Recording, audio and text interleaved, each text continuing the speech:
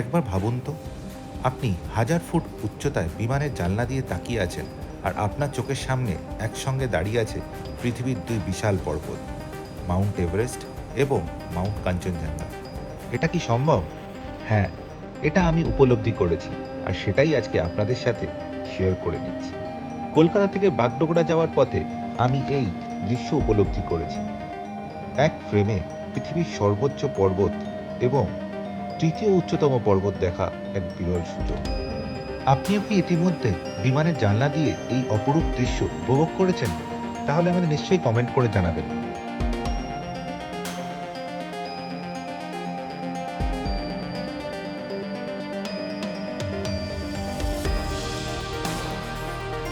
এই দৃশ্য উপভোগ করতে করতে আমি যেন কিছুক্ষণের জন্য হারিয়ে গেছিলাম। সত্যি কি সুন্দর, আর এ কি অপরূপ দৃশ্য!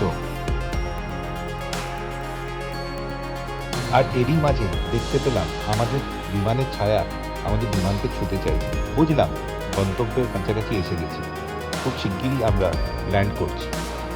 তবে আজকে একটা কথা মনে হচ্ছিল, যখন নিজের কোনো অপ্রত্যাশিত স্বপ্ন পূরণ হয়, তখন জীবন যেন এক অপরূপ সৌন্দর্যের গল্প। আর ভিডিওটা ভালো লাগলে like, share, comment and subscribe to our channel free way life. Thank you.